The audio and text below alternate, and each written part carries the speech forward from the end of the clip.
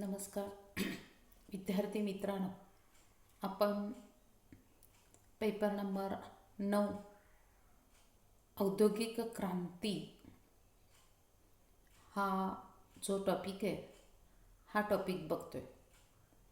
तर मित्रांनो, आपण आत्तापर्यंत औद्योगिक क्रांतीची कारणं बघितली, वाटचाल बघितलं, स्वरूप बघितलं, त्याचे काही परिणाम पण बघितले.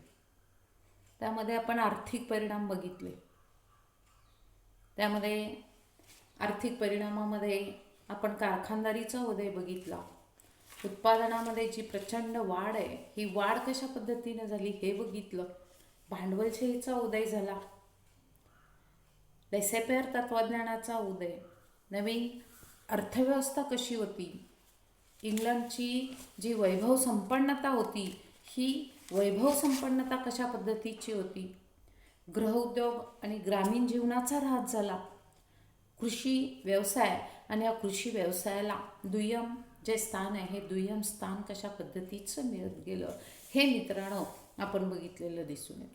याच्यानंतर आपण जे सामाजिक परिणाम आहेत हे औद्योगिक क्रांतीचे सामाजिक परिणाम मित्रांनो आपण आज यामध्ये बघणार आहे. तर या सामाजिक परिणामांच्या मध्ये आपण पहिला जो मुद्दा आहे हा पहिला मुद्दा आहे सुख आणि समृद्धी. बघा मित्रांनो, औद्योगिक क्रांती झाली आणि मानवी जीवनामध्ये आमूलाग्र असे बदल घडून आले. अनेकविध वैज्ञानिक असे शोध लागले आणि या शोधांच्यामुळं मानवाची कष्टमय जीवनातनं मुक्तता झाली. तुम्ही जर कधी आपल्या घरामध्ये आपल्या आजी आजोबा यांना जर विचारलं की कसं होतं गो आजी तुमचं पूर्वीचं जीवन, मग आजी सांगते आमचं जीवन जे हे अतिशय हलाखीचं होतं आणि कष्टाचं होतं. कष्टाचं काय, तर आम्ही सकाळी लवकर उठून जात्यावर दळत होतो, कारण गिरण्या नव्हत्या त्यावेळी. शेतीची कामं सगळी आम्हीच करत होतो, जनावरांच्या साह्यानं, बैलांच्या साह्यानं मशागत आम्ही करत होतो आणि सगळी मिळून आम्ही ही कामं करत होतो. अतिशय कष्टप्रद असं आमचं जीवन होतं. मग आज आपण विचार केला तर या कष्टप्रद अशा जीवनातून माणसाची सुटका झाली. कशामुळं, तर अनेक जे वैज्ञानिक शोध आहेत या वैज्ञानिक शोधांच्यामुळं वैज्ञानिक शोध लागले, नवनवीन शोध लागले, मग अन्नधान्यांची मुबलकता आली, उंची कापड आलं, रेडिओ आले, टी व्ही आले, पंखे आले, टेलिफोन आले, विजेची उपकरणं आली, मोटार आली, रेल्वे आली, जहाज आलं, विमान आलं, ह्या सगळ्या सुखसोयी आल्या आणि या सगळ्या सुखसोयींनी माणसाचं जीवन जे होतं हे कसं झालं, अतिशय समृद्ध झालं. आणि त्यात काय झालं, वैद्यकशास्त्र आणि या वैद्यकशास्त्रातील प्रगतीमुळं अनेक दुर्धर रोगावर नवसंजीवनी देणारी औषधं निर्माण झाली. यामुळे झालं काय, माणसाला या रोगावर औषध मिळाली, वेगवेगळ्या रोगांवर, आणि त्यामुळं त्याचं आयुर्मान वाढलं, त्याचं आयुष्य वाढलं आणि तो निरोगी जीवन जो आहे हे निरोगी जीवन जगू लागलं. म्हणजेच एका अर्थानं काय झालं, सुख आणि समृद्धी निर्माण झालेली आपल्याला दिसते. त्याच्यानंतर दुसरा परिणाम आहे सांस्कृतिक प्रगती. बघा, औद्योगिक क्रांती झाली आणि सांस्कृतिक प्रगती साधली गेली. कला आणि सांस्कृतिक आविष्कारामधून माणसाच्या जीवनाचे पडसाद उमटू लागले. मग लघुकथा लिहायला सुरुवात झाली, कादंबऱ्या लिहायला सुरुवात झाली, म्हणजे हे नवीन वाङ्मय प्रकार आले प्रत्यक्षामध्ये. आणि या नवीन वाङ्मय प्रकाराचा जो उदय आहे हा उदय झाला आणि हे जे वाङ्मय होतं हे वाङ्मय अधिक समृद्ध झालेलं आपल्याला दिसतं. त्याचबरोबर चित्रकला, शिल्पकला ही सगळी जी माध्यमं होती, या माध्यमातून जो सामान्य माणूस होता हा सामान्य माणूस रेखाटला जाऊ लागला. आणि मग पुढच्या काळामध्ये जर आपण बघितलं तर चित्रपट कलेचा विकास जो आहे हा विकास घडून आलेला आपल्याला दिसतो. म्हणजे हे सगळी जी प्रगती होती, ही सगळी प्रगती कशामुळं झाली? औद्योगिक क्रांतीमुळं झालेली आपल्याला दिसायचा एक परिणाम होता. त्याचबरोबर एक महत्त्वपूर्ण अभूतपूर्व बदल या औद्योगिक क्रांतीने समाज रचनेमध्ये केलेला आपल्याला दिसतो. कारण औद्योगिक क्रांतीपूर्व काळ आणि या क्रांतीपूर्व काळामध्ये इंग्लंड आणि युरोपियन राष्ट्रांच्या मध्ये सरंजामदार वर्ग होता एक, माहिती आहे आपल्याला. आणि या सरंजामदार वर्गाकडं एक शेतीवर राबणारा एक कष्टकरी वर्ग होता, त्याला कुळ म्हटलं जात होतं, कुळ म्हणत होतो आपण. हे जे श्रीमंत लोक होती, जी सरंजामदार लोक होती, यांच्याकडं शेती भरपूर असायची आणि मग यांच्याकडं कष्टकरी लोक कुळं असलेले आपल्याला दिसतात. आणि औद्योगिक क्रांतीमुळं कारखानदारीच्या नव्या आर्थिक बळावर समाजामध्ये व्यापारी, उद्योगपती, कारखानदार हा एक प्रकारचा भांडवलदार वर्ग म्हणतो आपण, हा उदयाला आला. आणि मग शेतामध्ये राबणारा शेतकरी, शेतामध्ये राबणारा कष्टकरी किंवा छोटे कारागीर होते, गृहउद्योग नष्ट झालेले होते औद्योगिक क्रांतीमुळं, हस्तउद्योग नष्ट झालेले होते, हे छोटे कारागीर मग आता कुठं राबू लागले? कारखान्यामध्ये राबू लागले. भांडवलदार आणि भांडवलदाराच्या शोषणाला कंटाळून कामगारांनी आपल्या न्याय हक्कासाठी लढा चालू केला. शोषक आणि शोषित असा एक वर्ग निर्माण झाला, एक अन्याय करणारा आणि एक अन्याय सहन करणारा. श्रीमंत आणि गरीब ही दरी तर आजही आपल्याला दिसून येते. प्रतिष्ठित आणि उपेक्षित हाही समाज आपल्याला आज दिसून येतो. म्हणजे ही काय झाली? ही परस्पर विरोधी समाज रचनाची आहे. ही परस्पर विरोधी समाज रचना निर्माण झालेली आपल्याला दिसून येते. औद्योगिक क्रांती आणि या औद्योगिक क्रांतीनं समाज रचनेची चौकट बदलली. आणि समाज रचनेची चौकट बदलली, पण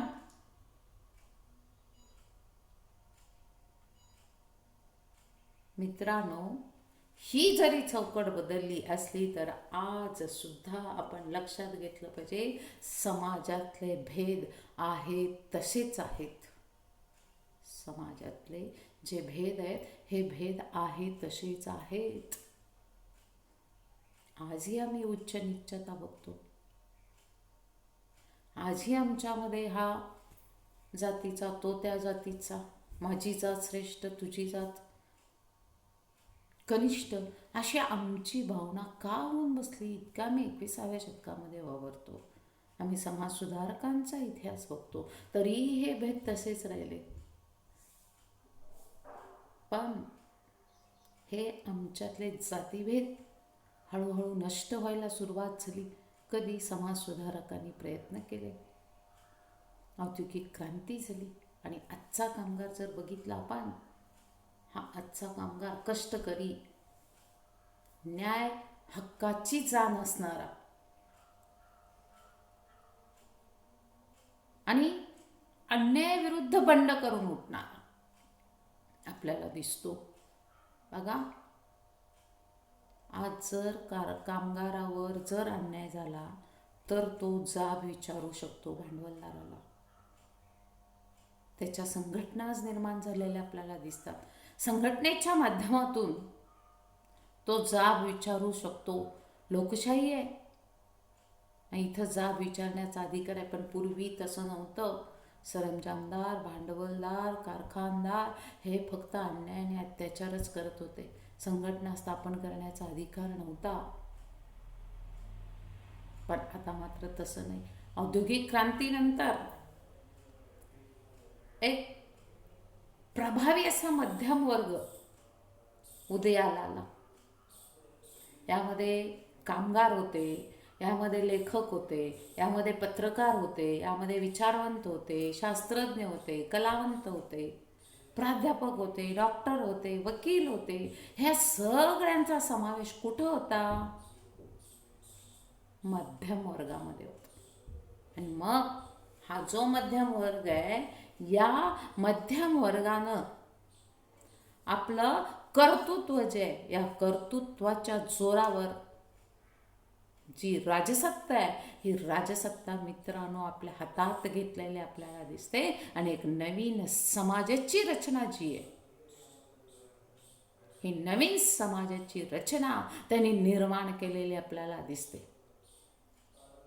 पण मित्रांनो, कामगार आणि कष्टकरी यांच्यावरचे अत्याचार हा एक त्याचा परिणाम होता. कामगार हा औद्योगिकरणातला महत्त्वाचा घटक असून सुद्धा त्याला हालापेष्टा सहन कराव्या लागला. सगळ्यात महत्त्वाचा घटक जर मित्रांनो कुठला असेल औद्योगिक क्रांतीमध्ये, कामगार. कारण या कामगाराच्या जीवावरच भांडवलदार, कारखानदार मोठे झालेले होते. पण जो प्रत्यक्ष कष्ट करत होता, प्रत्यक्ष जो फायदा मिळवून देत होता, त्याला मात्र अनेक हाल अपेष्टांना सहन करावं लागत होतं. त्यांना अतिशय अन्याय, अत्याचार त्यांना सहन करावे लागत होते. काय होतं, त्यांना वेतन इतकं ते दिवसभर राबायचे, त्यांना मिळणारं वेतन अतिशय कमी, काम मात्र दिवसभर काम. आणि त्यात एखाद्याचा अपघात झाला तर तो धोका होता. यांत्रिकीकरण होतं, त्यामध्ये त्यांना धोका होता. पण अपघात झाला तर भरपाईचा अभाव होता. आता तसं नाही, अपघात विमा उतरू शकतात, पण पूर्वी तसं नव्हतं. त्याची शाश्वती नव्हती, भरपाई तर देतच नव्हते, म्हणजे अभावच होता भरपाईचा. आणि मग सेवा जी होती, ह्या सेवेची शाश्वती नव्हती. सुट्टी कधी देतील हे त्यांच्या मनावर होतं, सुट्टीचा अभाव होता. अशा अनेक समस्या ज्या आहेत, ह्या समस्या कामगारांच्या पुढे निर्माण झाल्या आणि भांडवलदारांच्याकडून कामगारांची मित्रांनो पिळवणूक होऊ लागली. स्त्रिया आणि लहान मुलं यातनं सुटली नाहीत. अल्पवयीन मुलांना सुद्धा 12-12, 13-13, 14-14 तास अल्प वेतनावर, अतिशय कमी अशा पगारावर त्यांना काम करावं लागत होतं. गिरण्यांची धुराडी जर साफ करायची असेल, त्यावेळी हे कामगार साफ करायचे, तेव्हा त्या धुराडीतनं खाली त्यांनी उतरू नये म्हणून तळाशी जळती शेगडी ठेवायची आणि याप्रमाणे फटके मारायचे. यंत्रांना बांधून ठेवायचं, कामावरून काढून टाकायचं. अशा अन्याय अत्याचाराला कामगारांना सामोरं जावं लागत होतं. म्हणजे किती कष्टप्रद असं जीवन आहे बघा, किती अन्याय आणि अत्याचाराची जी परिसीमा आहे बघा, ही परिसीमा ते गाठत होते. कारखानदार आणि धनदांगड्यांच्या अशा बेजबाबदारीमुळं भांडवलशाही जी होती, ह्या भांडवलशाहीचं नाव मित्रांनो बदनाम झालेलं आपल्याला दिसून येतं. म्हणजे किती अन्याय अत्याचार हे सहन करत होते बघा. आणि मग बेकार कामगारांची समस्या निर्माण झाली. अनेकविध असे यांत्रिक शोध लागले. औद्योगिक क्रांती आपण म्हणतो, अनेकविध यांत्रिक शोधामुळे लागली. एक यंत्र काय करत होतं हो? एक यंत्र शेकडो कामगारांचं काम करत होतं. आता शेकडो कामगारांचं काम एक यंत्र करत होतं, मग बेकार किती झाले कामगार? 99 कामगार बेकार झाले. उपासमारीची वेळ या कामगारांच्यावर आली. आणि आपण मगाशीच बघितलं कृषी क्षेत्र, या कृषी क्षेत्रामध्ये आधुनिक अशी जी अवजार आहेत, ह्या आधुनिक अशा अवजारांचा शोध लागलेला आपल्याला दिसून येतो. त्यामुळे पूर्वीसारखी मनुष्यबळाची जी गरज आहे, ही मनुष्यबळाची गरज पूर्वीसारखी त्यांना उरलेली नव्हती. जर तुम्ही आज विचार केला, ऊसतोडणी कामगार आणि हे जर ऊसतोडणीचं यंत्र आज आलं तर किती वेळात हे ऊस तोडून होतो आणि कामगार मग बेकार होतात. किंवा गहू मळायचं यंत्र आलं, एक एक एकर गहू ते पटपट पटपट मळून रिकामे होतात. म्हणजे कामगार जो आहे पूर्वीसारखी आज सुद्धा या मनुष्यबळाची जी गरज आहे ही गरज उरली नाही. आणि त्यातच झालं होतं काय, यांत्रिक उद्योग आले आणि या यांत्रिक उद्योगामुळं घरगुती उद्योग जे होते हे घरगुती उद्योग बंद पडलेले आपल्याला दिसतात. घरगुती उद्योग बंद आपल्याला दिसतात. आणि हे घरगुती उद्योग बंद पडल्यामुळं अनेक कामगारांच्यावर बेकारीची वेळ आली. कामगार, शेतमजूर आणि मजूर उदरनिर्वाहासाठी कुठं वळले हो? खेड्यातनं मग शहराकडं हळूहळू लोंढे लागायला सुरुवात केली. मग झालं काय, मागणीपेक्षा पुरवठा जास्त झाला आणि पुरवठा जास्त झाल्यामुळं कारखानदारांनी त्यांना कमी वेतनामध्ये राबवून घेतलं. प्रत्येकजण शहराकडं निघाला काम बघण्यासाठी. आणि मग मजूर वाढल्यामुळं वेतन त्यांनी कमी केलं आणि कमी वेतनामध्ये राबवून घेतलं. पुरुष कामगारांच्या पेक्षा स्त्री कामगार आणि जी लहान लहान मुलं असायची, या लहान मुलांना अतिशय कमी असं जे वेतन आहे हे वेतन दिलं जायचं. बेकारी तर होतीच, माहिती आहे आपल्याला. बेकारी तर 5वीलाच पोचलेली होती. अल्पमजुरी होती, सुरक्षेचा अभाव होता, कामाच्या निश्चितेचा अभाव होता आणि मानसिक ताणतणाव होता. या सगळ्यांच्यामुळं काय झालं, मानसिक ताणतणाव निर्माण झाला. सगळ्यात मानसिक ताणतणाव हा अतिशय घातक आहे. बघा, आपण आज जगतोय कोरोनाच्या काळामध्ये. हा जो विषाणू आहे, हा विषाणू आपल्याला, या विषाणूनं सगळ्या जगाला हादरवून सोडलंय. आणि मग आपल्याला एखादी शिंक आली, खोकला आला, थोडासा थंडी ताप आला, आपण किती घाबरून जातो, मला कोरोना झाला की काय, अशी एक मानसिक ताण निर्माण होते आणि आपल्याला तणाव येतो. आत्तापर्यंत कोरोनानं मृत्यू जे झाले ते घाबरून जास्त मृत्यू झाले. कोरोना बरा होतो.